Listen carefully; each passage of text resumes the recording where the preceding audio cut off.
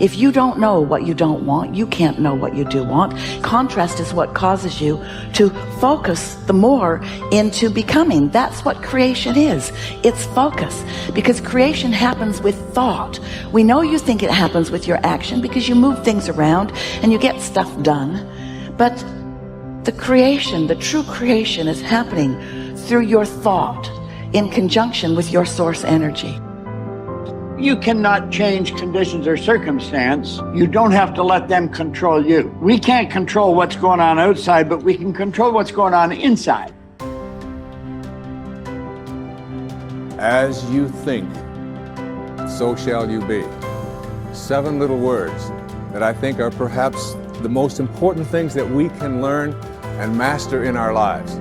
This old proverb notion that I become what I think about all day long. And once you know that what you think about is what expands, you start getting real careful about what you think about. You don't allow your thoughts to be on anything that you don't want or that you wouldn't want to have manifest or show up for you in your life. So whatever you wish to do,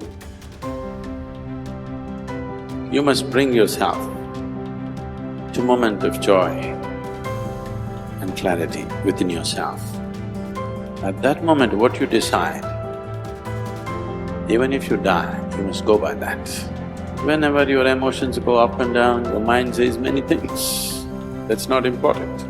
In the moment of clarity, when I'm saying joy, because when you're happy, you're not compulsive. When you're very happy and clear, at that time, if you look at things and see, yes, this is what is more sensible for me, just do that. It doesn't matter if it feels like hell, because that's where your well-being is. When you're in different states of compulsiveness, if you make decisions as to which way to turn, you will be endlessly lost. That the way that we speak actually influences the way that we think. But perhaps even more importantly, number 2, he said the way that we speak influences what we think.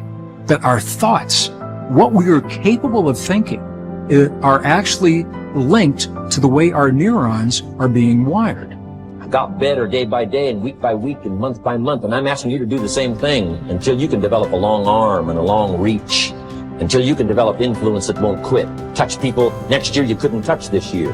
Touch people now you couldn't touch before. Conduct a meeting now you couldn't conduct before.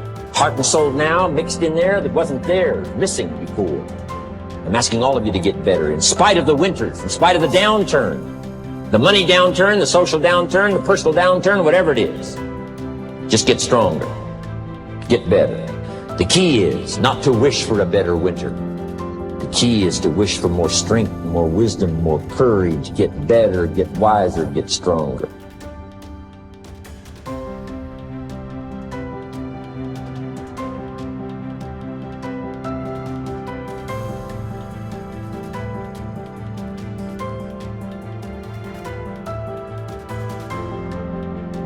We're optimizing the conversation between the heart and the brain, between your heart and your brain. 3 steps.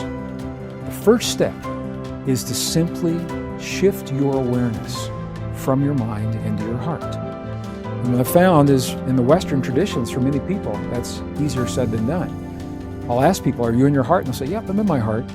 But what they are really doing is they're still in their brain thinking about what it would be like if they're in their heart. This is where the indigenous traditions come in. Our ancestors told us, and when I spend time with my indigenous friends, I say, how do you guys do this? And they say it helps if you can gently touch your heart center, physically, in a way that's comfortable for you.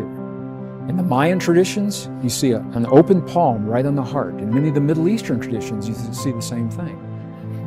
In the Buddhist traditions, you see a prayer mudra that physically touches the sternum. The key is, any of those things creates a gentle touch, a physical sensation right over the heart center, and your awareness will always go to the place where you feel the sensation. That's the key.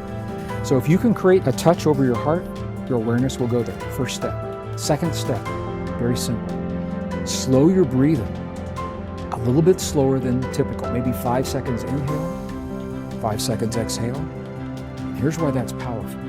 Because the only time you would ever slow your breathing and breathe in that way is when you feel safe. When you feel that you're in a place that's safe and you're not threatened and you're not vigilant of your surroundings. So you're telling your body you're in a place that's safe. Slow your breathing. Third step, and this is the key, is to begin to feel the feeling that creates 0.1 hertz. Feel the feeling that sets up the coherence between your heart and your brain. How do you do that? I gave it away earlier, I've already mentioned it. Scientists have found, at the Institute of Heart Math, their researchers have found that there are 4 key words that work almost 100% of the time for everyone. Appreciation for anything or anyone. Gratitude for anything or anyone. Care and compassion. If you can feel one or some combination of those feelings in your heart while you're breathing as if your breath is coming from your heart, touching your heart center, now you're setting up this communication between the heart and the brain. Now you are triggering those neurons to begin to reach out and find other neurons to strengthen this connection. And that's why I mentioned before, it takes about 72 hours, 3 days to build these networks. So that means the more you do what we're about to do right now, the stronger this connection becomes in your life. Why do you think more people aren't happy, and what could one do to just begin the journey of loving, living, and mattering more and being happier? I think let's begin with most people don't know what happiness is or where they get it. So I'll tell you what happiness is. Like the human desire and striving is we want a sense of aliveness. So you need to do more things that make you alive, make you vibrant, authentic, expressive, make you sense. For some people, it's adventure. They go mountain biking. It's like, wow, that just brought me back to life. You know, some people it's hanging out with great friends. Some people it's doing their passion. Some people it's, just honestly feeling and sensing the moment and meditating. Another thing that everyone wants is connection. Most people today lack the depth of happiness because most people lack a connection with other people. They're surface level relationships. You can't be really happy long-term with surface level relationships.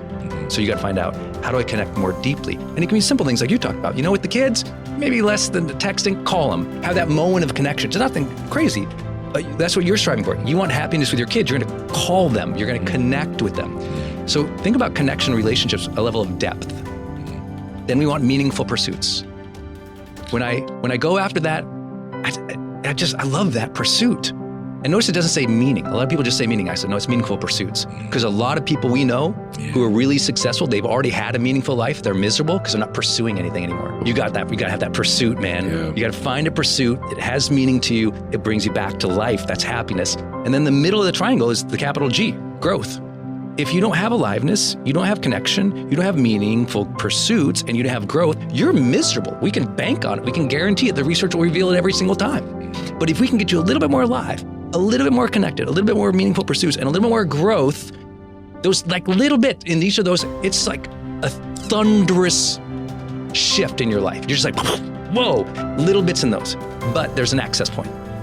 Why aren't most people happy? Let's say they did all those things. Still not happy? And they're just not here. Presence is the gateway to happiness. If I can't get you present, to feel it, to sense it, can't change. What most people want in real, like what they really want, all the people I work with, maybe the people you work with, what they really want, they'll never say it, and most of them never know it. What almost every human being wants is they want to feel the day more. They got all these activities they're blazing through. Get the kids to school, get this off to there, get that done, answer that email, get this project done. And even if they're moving towards things they find meaningful and they're awesome, but if they don't feel it, if they're literally not present, they're not mindful enough to sense it, to appreciate, to feel grateful, to feel the joy, to feel the ups, to feel the downs, to feel the miseries, to feel the wins. If you aren't feeling the day, you're just blazing through as an automaton. You're just blazing through the days, on autopilot. You're just like overwhelmed, stressed, going through it, but you don't feel the day. I can't get you to be happy. So the gateway to all of happiness is always presence. Learn to be more present in the moment. Feel the moment, even the bad ones. You got to feel the day more so that when you get on your knees at night to pray, you felt the day. Dear God, thank you. I felt this day. I felt those lessons you gave me. I felt those gifts you gave me. Thank you for that connection. See, when you talk to God, if you don't feel, there's not a relationship there. God wants you to feel. It's a unique thing he gave us. Not just the emotional reaction of an animal, but the ability to deeply appreciate feeling. Very human. So we got to tap people back in the present to deeply appreciate the moments, the feelings, the events of life again. And I think that's why I'm so happy. It's like, I feel so much. Most people are so scared of that. I'm like, I love it. It makes me feel alive, right? How do you sense more aliveness? You got to feel the day, feel the moment.